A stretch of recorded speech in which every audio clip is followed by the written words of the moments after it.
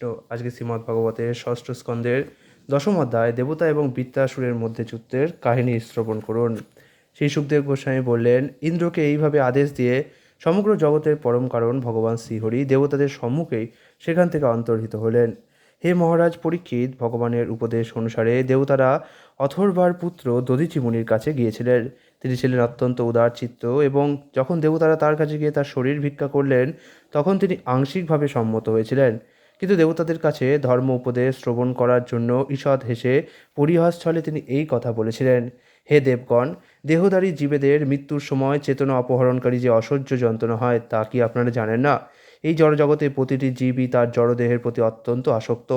চিরকাল বেঁচে থাকার বাসনায় প্রতিটি জীব সর্বতোভাবে এমনকি তার সর্বস্ব উৎসর্গ করেও তার দেহ রক্ষা করার চেষ্টা করে। সুতরাং বিষ্ণুও যদি তা প্রার্থনা করেন তাহলেও কে সেই দেহ দান করতে সম্মত হবেন? দেবতারা বললেন, হে মহান ব্রাহ্মণ, আপনার মতো পুণ্যবান ব্যক্তিদের কার্যকলাপ অত্যন্ত প্রশংসনীয় এবং তারা সকলের প্রতি অত্যন্ত দয়া পরবশত। অন্যের মঙ্গলের জন্য এই প্রকার পুণ্যবান মহাত্মা কি না দান করতে পারেন? তারা সব কিছু এমনকি তাদের দেহ পর্যন্ত দান করতে পারেন। অত্যন্ত স্বার্থপর ব্যক্তিরা নিশ্চয়ই পরের ক্লেশ বুঝতে না পেরে তাদের কাছে ভিক্ষা করে, কিন্তু প্রার্থনাকারী যদি দাতার ক্লেশ বুঝতে পারে তাহলে সে তার কাছে কোনো কিছুই ভিক্ষা করবে না। তেমনি প্রার্থনাকারীর ক্লেশ বুঝতে না পারার ফলেই দান করতে সমস্ত ব্যক্তি তাকে প্রত্যাখ্যান করেন, কারণ তা না হলে তিনি প্রার্থনাকারীকে কোনো কিছু দান করতে অস্বীকার করতে পারতেন না। মহর্ষি দধিচি তখন বললেন, আপনাদের কাছে ধর্মের তত্ত্ব শ্রবণ করার জন্যই আমি আপনার দেহ আপনাদের দান করতে অস্বীকার করেছিলাম। এখন তা আমি অতি প্রিয় হলেও যে দেহ একদিন না একদিন আমাকে ত্যাগ করতেই হবে তা আপনাদের উপকারের জন্য প্রদান করছি। হে দেবতাগণ, যে পুরুষ জীবেদের প্রতি দয়া পরবশ হয়ে এই অনিত্য দেহের দ্বারা ধর্ম এবং যশ অর্জনের চেষ্টা করে না, সেই ব্যক্তি স্থাবর প্রাণীদের চেয়েও শোচনীয়।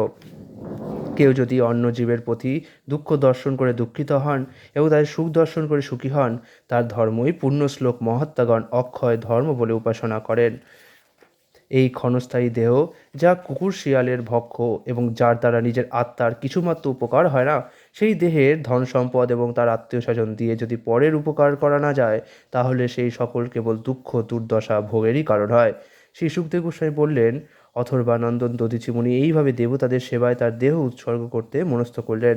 তারপর পরমেশ্বর ভগবানের শ্রীপাদপদ্মে তার আত্মাকে স্থাপন করে তার পাঞ্চভৌতিক দেহ ত্যাগ করেছিলেন। দধিচি মুনি তার ইন্দ্রিয়, প্রাণবায়ু, মন এবং বুদ্ধিকে সংযত করে সমাধিমগ্ন হয়েছিলেন। এইভাবে তিনি তার সমস্ত জড়বন্ধন ছিন্ন করেছিলেন। তার ফলে তার আত্মা যে তার দেহ থেকে পৃথক হয়ে গেছে তা তিনি অনুভব করতে পারেননি। তারপর দেবরাজ ইন্দ্র দধিচি মুনির অস্থির দ্বারা বিশ্বকর্মার নির্মিত বজ্র ধারণ করেছিলেন। দধিচি মুনির শক্তির দ্বারা শক্তিমান ও ভগবানের তেজে তেজিয়ান হয়ে সমস্ত দেবতাদের দ্বারা পরিবৃত ইন্দ্র যখন ওই ঐরাবতে আহরণ করেছিলেন তখন মুনিরা তা স্তব করছিলেন। এইভাবে তিনি যেন তিলকের হর্ষ উৎপাদন করে বৃত্তাসুরকে বধ করতে যাচ্ছিলেন। হে মহারাজ পরীক্ষিত, রুদ্র যেমন অন্তকের প্রতি অর্থাৎ যমরাজের প্রতি অত্যন্ত ক্রুদ্ধ হয়ে তাকে সংহার করার জন্য তার প্রতি ধাবিত হয়েছিলেন, তেমনি ইন্দ্র অত্যন্ত ক্রুদ্ধ হয়ে অসুর সেনাপতি পরিবৃত বৃত্রাসুরের দিকে বেগে ধাবিত হয়েছিলেন। তারপর সত্যযুগের অবসানে এবং ত্রেতা যুগের প্রারম্ভে নর্মদা নদীর তীরে দেবতাদের সঙ্গে অসুরদের এক ভয়ঙ্কর যুদ্ধ হয়েছিল।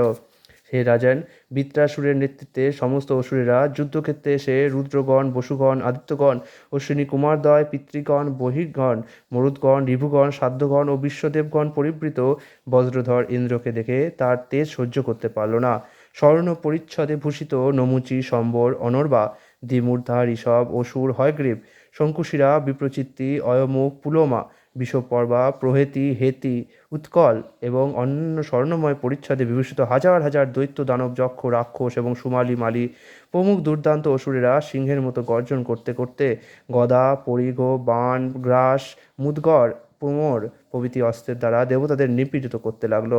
শূল, কুঠার, খড়গ, শতগ্নি, ভূষুণ্ডি প্রভৃতি অস্ত্রশস্ত্রের দ্বারা অসুরেরা বিভিন্ন দেবতাদের আক্রমণ করেছিল এবং দেবতাদের মধ্যে যারা শ্রেষ্ঠ তাদের বিক্ষিপ্ত করে দিয়েছিল।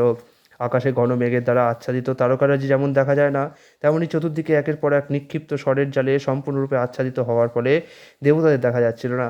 দেব সৈন্যদের সংহার করার উদ্দেশ্যে অসুরদের সেই সমস্ত অস্ত্রশস্ত্র দেবতাদের অঙ্গ স্পর্শ করতে পারেনি, কারণ দেবতারা ক্ষিপ্ত হস্তে আকাশমার্গে সেই সমস্ত অস্ত্রশস্ত্র সহস্র খণ্ডে ছেদন করেছিলেন। অসুরদের মন্ত্র এবং অস্ত্রশস্ত্র ক্ষয়প্রাপ্ত হওয়ায় তারা পর্বতশৃঙ্গ, বৃক্ষ, পাথর দেব সৈন্যদের ওপর বর্ষণ করতে লাগলো। কিন্তু দেবতারা এতই শক্তিশালী এবং দক্ষ ছিলেন যে তারা এগুলি আকাশমার্গেই পূর্বের মতো খণ্ড খণ্ড করেছিলেন। বৃত্রাসুরের অসুর সৈন্যরা যখন দেখলো যে তাদের অস্ত্রশস্ত্রের প্রহার এবং বৃক্ষ, পর্বতশৃঙ্গ ও পাথর বর্ষণের ফলেও ইন্দ্রের সৈন্যরা অক্ষত রয়েছেন এবং সম্পূর্ণ সুস্থ রয়েছেন, তখন তারা অত্যন্ত ভীত হয়েছিলেন। নিজ ব্যক্তি যেমন মহৎ ব্যক্তির প্রতি ক্রোধোদ্দীপক কোনো রুক্ষ বাক্য প্রয়োগ করলে তা মহৎ ব্যক্তিকে বিচলিত করে না, তেমনি শ্রীকৃষ্ণের দ্বারা সুরক্ষিত দেবতাদের বিরুদ্ধে অসুরদের সমস্ত প্রয়াস নিষ্ফল হয়েছিল। ভগবত বিমুখ অসুরেরা যখন দেখল যে তাদের সমস্ত প্রয়াস ব্যর্থ হয়েছে, তখন তাদের যুদ্ধ করার গর্ব ক্ষত হয়েছিল। যুদ্ধের আরম্ভেই তাদের সেনাপতিকে পরিত্যাগ করে তারা যুদ্ধক্ষেত্র থেকে পলায়ন করতে মনস্থ করেছিল, কারণ তাদের শত্রুরা তাদের সমস্ত বল অপহরণ করে নিয়েছিল। নিজ সেনাবাহিনী ভগ্ন হতে দেখে, এমনকি যারা বীর বলে প্রসিদ্ধ সেই সমস্ত সৈন্যরাও ভয়ের যুদ্ধক্ষেত্র থেকে পলায়ন করছে দেখে উদার চিত্ত মহাবীর বৃত্রাসুর হেসে এই কথাগুলি বলেছিলেন।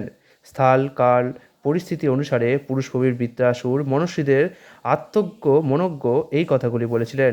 তিনি অসুরদের সম্বোধন করে বলেছিলেন, হে বিপ্রচিত্তি, হে নমুচি, হে পুলমা, হে ময়, অনর্বা এবং সম্বর, তোমরা আমার কথা শ্রবণ করো এবং পলায়ন করো না।